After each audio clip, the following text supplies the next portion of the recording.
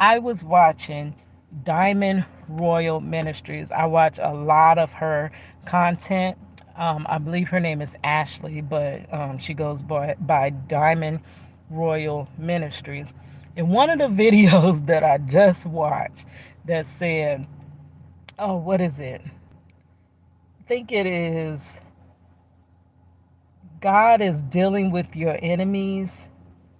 I'm trying to read the title to see if that's what's going to pop up.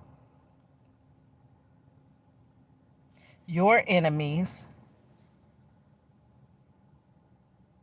Oh, okay. Your enemies are being taught a lesson.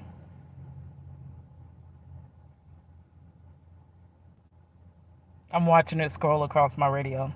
To not come for you. Yes, your enemies are being taught a lesson to not come from you, come for you. Thank you, Lord, that it scrolled past because I thought I was gonna forget the video I was talking about. But in that video, she was saying how she talks a lot about your enemies. Like basically, in what I'm learning, your enemies tend to be people close to you. They tend to reside right in your own family. Like, okay, come on now. Let me turn off the notifications because it's not going to stop. I literally thought I could do it. Okay, so and the notification sidetracks me. But your enemies tend to be in your family. And this is why you never look for your enemies in your family, because your family is supposed to be your support system. So you don't look for your enemy to be in those who are supposed to care for you and love you and support you. And they tend to hide right there within that group. The ones that are supposed to be there for you the most are usually the ones that hurt you the most, right? And in that video, she had gave an instance of a woman that had got a ride with somebody. The person pulled in somewhere, committed a murking, jumped back in the car, and said that the girl basically was just riding, didn't even know what the person went in to do or whatever, and ended up they did 13 years in prison for a murking that they did not commit.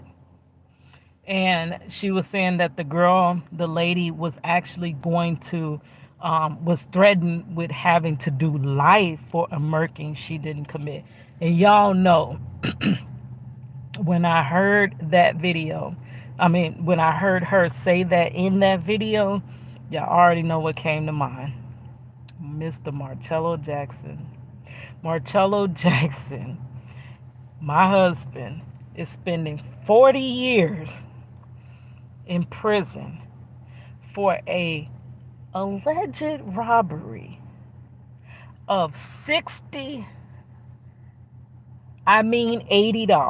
And the reason I say that is because when they tried to pin this robbery on Marcello, the people alleged that Marcello tried to rob them of $80 that they borrowed from the bartender, their friend the bartender. And when Marcello was arrested and searched, he only had $60 on him.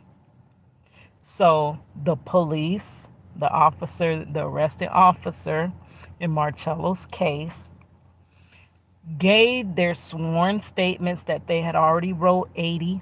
Two people already wrote 80. Marcello tried to rob us of $80. And when Marcello was searched by the two supporting police that was right there with the arrested police and found that he only had 60, the officer gave back their sworn statements to each of them and told them to amend it, cross out 80, and write in 60 so that it can align and so that we can wrongfully charge him with robbery. And it's so crazy. he got a ride with his cousin. His blood cousin, his older cousin too. So think about being around your cousins, and you look up to your older cousins, and you're thinking, this is my family. Like literally, I'm not going to be harmed when I'm with my family. You may think you're going to be harmed when you're with a pack of wolves. You may think you're going to be harmed when you're with your enemies. But when you're with your family, your older cousin, why would you believe you would be harmed? So Marcello is walking home from 7-Eleven because Marcello was footing it. Marcello was only a 19-year-old boy when this happened, or a 19-year-old man when this happened. Walking from 7-Eleven on a hot summer day, Sunday, in Orlando, Florida. So you know it was hot. It was hot. His cousin offered him a ride. Said, hey man, you want to ride? Marcello's destination wasn't but like 2 blocks down. He could have footed, but it's hot. Why would you foot it? And this is my cousin asking if I want to ride. He says, sure. But where he picks Marcello up is so close to the stop sign that when Marcello got in the car, he rolled the stop sign because he didn't stop. And as soon as that happened, the police proceeded to try to pull them over for running a stop sign, for a traffic infraction. A traffic infraction. Well, instead of the cousin pulling over, the cousin floors it. That's what he does. He floors it. It leads the cops on a high-speed 5-minute chase through the neighborhood. He cuts off around a corner, stops the car in a dead-end cul-de-sac, and he opens the door, jumps out, and runs, leaving his cousin, Marcello Jackson, and his 2 passengers in the car.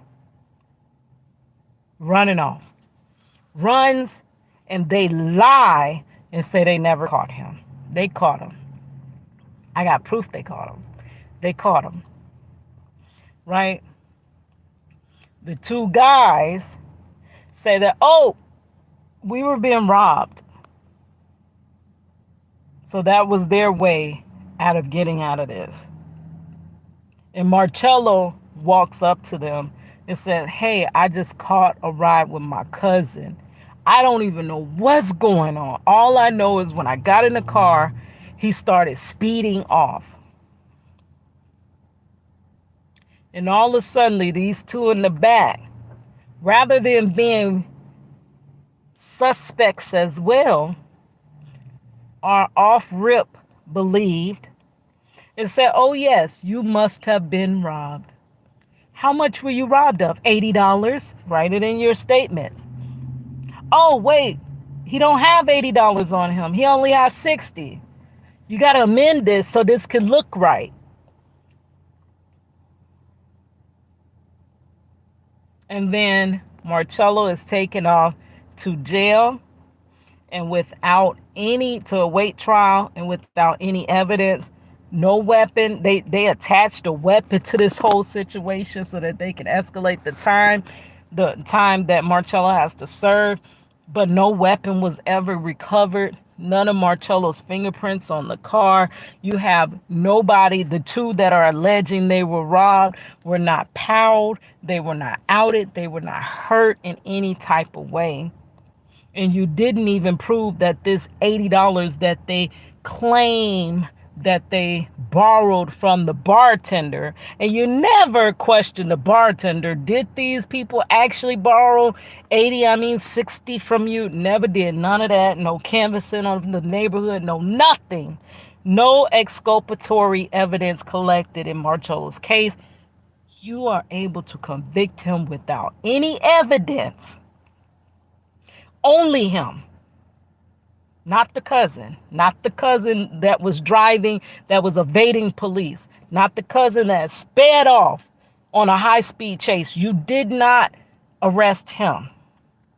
You arrest the cousin that just got in the car with him. And for 22 years, I've been spending the best part of my life fighting to get him back home. That's what enemies that are within your family will do to you. It's crazy. And I'm glad that she gave that example, because it happens. It happens. I left a comment in her comment section, but she probably gets so much comments that she probably won't see my little comment. But I asked her if she knows the lady's name that ended up, doing 13 years.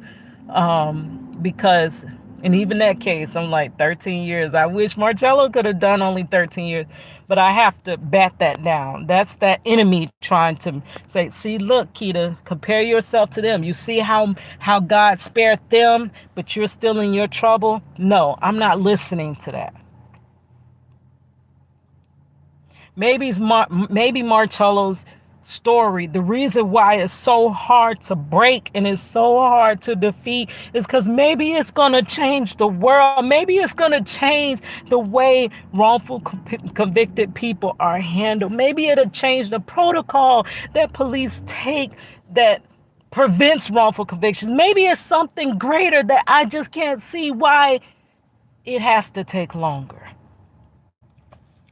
But I asked her what the girl's name is, because I would love to review a story like that. All right, guys, I'm going to head back home. My hand numb, going to bed. It's hot out here. My phone about to die, and my dad cooked. So, food house. All right, guys, it's your girl Cadillac.